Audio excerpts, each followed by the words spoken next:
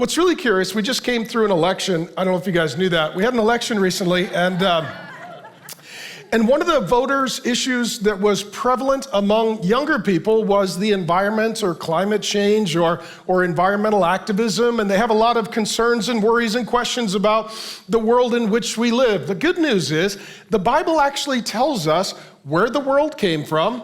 The Bible tells us who rules over the world. The world, we are told, is broken and flawed because of sin, and it tells us that Jesus Christ is coming again to lift the curse and to heal creation. So for those of us who know the Bible and we know God's story, we know how to understand and interpret the data that's going on in our world. And it's a great gift to us. So the storyline of the Bible is this, that God made the heavens and the earth. He made all of creation. He made the world as we know it. And then he created our first parents, Adam and Eve, and he gave them something called dominion. This is authority to rule and reign. Once Adam and Eve sinned against God, everything that was under their dominion was affected by their sinful decision. So when they sinned against God, it not only broke their relationship with God, it also broke their relationship with creation, and it broke creation. The result is the world that we live in now, as magnificent as it is, it's broken. It's flawed. In the sight of God, it's ugly.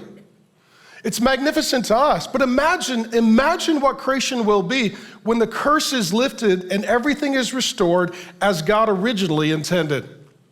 And on occasion, what happens in the Bible, Jesus shows up and he does a miracle. And he does a miracle overruling the laws of nature. And he restores order to nature and beauty to creation. And every time he does that, we're going to look at a few of those miracles in just a moment. It is a sign, as I taught you in the first sermon, pointing to the kingdom of God. It's a little sneak preview. It's a little glimpse of what is to come when all is healed and revealed. So we're going to look at a few occasions where Jesus performs a miracle over nature. For those of you who are more scientific, you may struggle with this because you believe in the laws of nature. And I would say we do as well because we believe that there are laws that come from a lawgiver. His name is God. We also believe that because God is the creator and he rules over creation, he can override those natural laws at any time that he determines, and those are supernatural moments of miracles.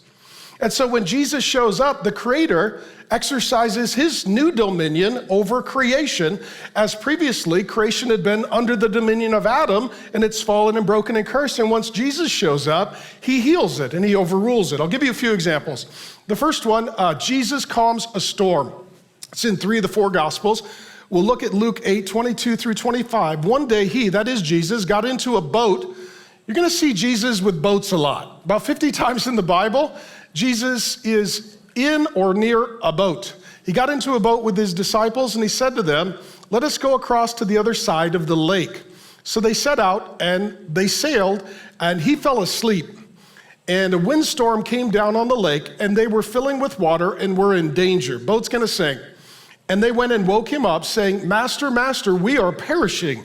And he awoke and rebuked the wind and the raging waves, and they ceased, and there was a calm. That's amazing. Wind, knock it off. I was napping. He said to them, "Where is your faith?" And they were afraid, and they marveled, saying to one another, "Who then is this that he commands even the winds and the water, and they obey him?" Well, see, when God spoke creation into existence, creation knew his voice.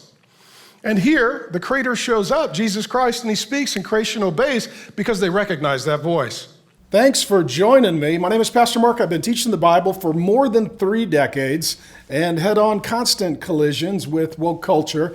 And I would love to get you more Bible teaching. 2 things you can do. Go ahead and watch the sermon in total and also subscribe to the channel. And I'll just keep sending you Bible teaching, and we'll have a lot more fun together.